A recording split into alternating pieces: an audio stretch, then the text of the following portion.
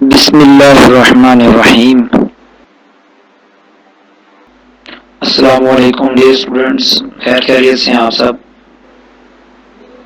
Students, आज हम video number 3 ratio और प्रोपोर्शन के बारे में बात करेंगे। सबसे पहले बच्चे बात करते हैं रेशो के बारे में। A relation between two quantities of the same kind measured in same unit is called ratio। यहाँ तक डेफिनेशन मुकम्मल रेशो की। इसमें बात ये कर रहे हैं हम, टू क्वांटिटीज हैं और सेम काइंड की होनी चाहिए और यूनिट भी सेम होना चाहिए। ठीक है, ये कंडीशन है कि यूनिट भी सेम हो। और दूसरी कंडीशन ये भी है कि बी इज नॉट जीरो, मतलब हमारे पास लेट सपोज कर लेते हैं कि ए और बी दो क्वांटिटीज हमारे पास, ठीक है। उसमें जो डिनोमिनेटर है, जो सेकंड टर्म हमारे पास होगी, बी इज नॉट जीरो, वो जीरो नहीं होनी चाहिए। और रेशो को हम सिंबल कैसे देते हैं, ए रेशो बी आपके सामने यहाँ पर टू डॉट्स नजर आ रहे होंगे आपको, ठीक है। और फ्रैक्शन में सिंपली आपने ए ओवर बी की फॉर्म में शो करना है। एग्जाम्पल आपके सामने है कि हमारे पास एक टीम है, 4 मैच उसने 4 गेम हॉकी की और 5 लूजेज हैं। रेशो को हमने शो कैसे करना है, 4:5। बट ये बात याद रखिएगा कि आप 4:5 को इक्वल नहीं कर सकते 5:4 के।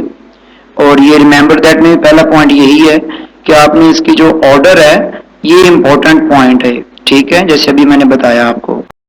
दूसरा पॉइंट बच्चे, ए रेशो बी में उसका नियम बताया कि जो फर्स्ट टर्म होती है हमारे पास रेशो की एंटीसीडेंट एंड सेकंड जो होती है वो कॉन्सिक्वेंट होती है।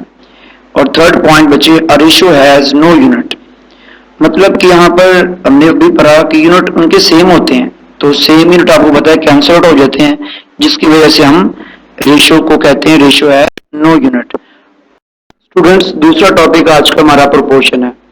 A proportion is a statement which is expressed as an equivalence, equality को कहते हैं, बराबरी को, of two ratios। यहाँ पर आप देख सकते हैं हमारे पास A रेशो B और सेकंड रेशो है C रेशो D।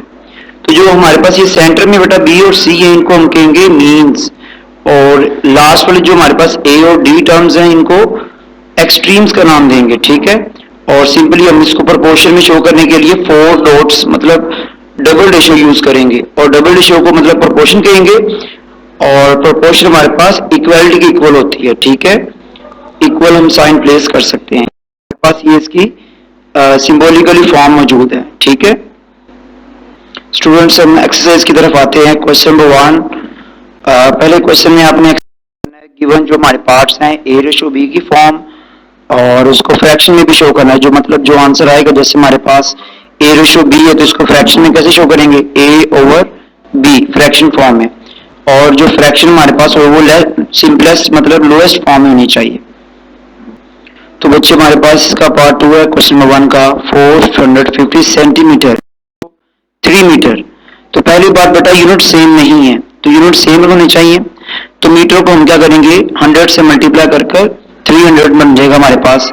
आपको पता है 1 मीटर में 100 सेंटीमीटर होते हैं, तो आपने यूनिट सेम कर लिया यहाँ पर, ठीक है। तो सेंटीमीटर और सेंटीमीटर यूनिट कैंसिल आउट हो जाएंगे, और उसके बाद 450/300 की हम सिंपलेस्ट फॉर्म शो करके इसकी रेशियो फाइंड करेंगे। तो 3/2 हमारा आंसर आता है, और रेशियो में 3:2। तो ये बात याद रखिएगा बच्चे, यूनिट सेम होनी चाहिए जब आपने रेशियो किसी भी क्वांटिटीज की फाइंड करनी हो। सिमिलर क्वांटिटीज की बात हो रही है। यहाँ पर इसका पार्ट 4 देखें, 27 मिनट्स 30 सेकेंड्स। और दूसरी हमारे पास जो टर्म है वो 1। तो आप गौर करें, हमारे पास 1 और में 60 मिनट्स हैं, और 2 मिनट्स को अगर हम सेकंड में कन्वर्ट करते हैं तो 60/60, ठीक है, क्योंकि 1 मिनट में 60 सेकंड होते हैं। तो टोटल 1 और में 3600 सेकंड्स। अब बेटा हमने क्या करना है, पहले ये पूरी टर्म को सेकंड्स में कन्वर्ट करते हैं। तो 27 मिनट्स हैं, तो मिनट्स को हम 60 से मल्टीप्लाई करेंगे, क्योंकि हमारे पास आंसर फाइनल किस में होना चाहिए, सेकंड्स में। आपने नोट किया अभी हमने 1 और की जो रेशियो थी हमारे पास, वो उसको हमने सेकंड में कन्वर्ट किया।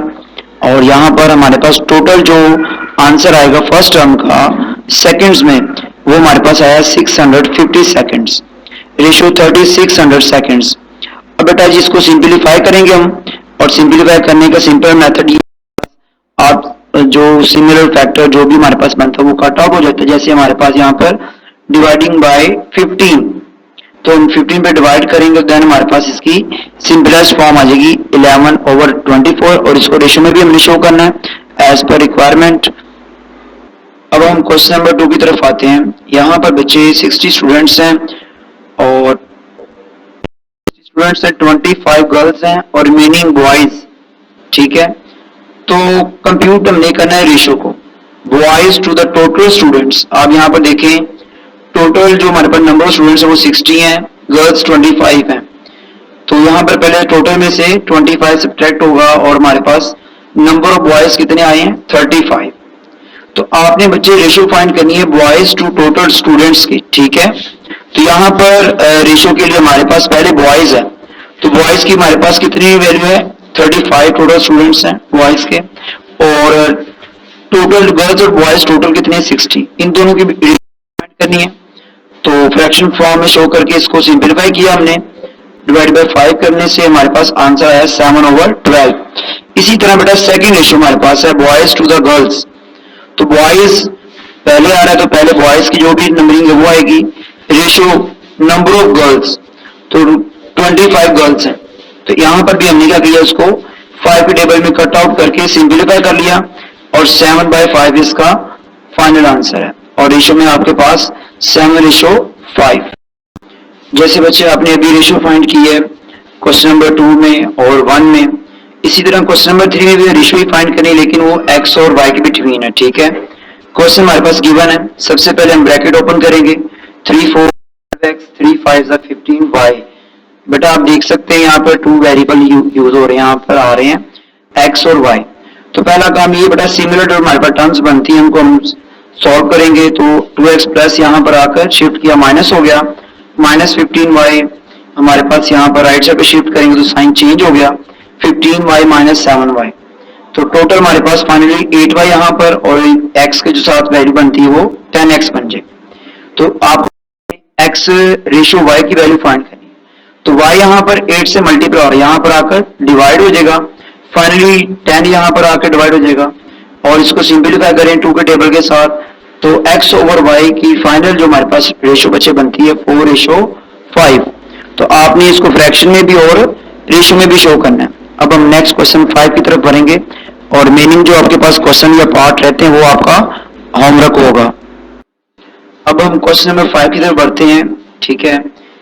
हमारे पास यहाँ पर ना बेटा 2 रेशियो गिवन है, ठीक है। पहली रेशियो देखें 3x + 1 रेशियो 6 + 4x, ये फर्स्ट रेशियो है, तो हमने एज इट शो कर दिया, ठीक है यहाँ पर।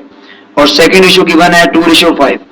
अब ये दोनों रेशियो जो उसने बताई वो उसने कंडीशन ये आपको क्लियर कर दी है, दोनों रेशियो इक्वल है, ठीक है, बोथ रेशियोज आर इक्वल।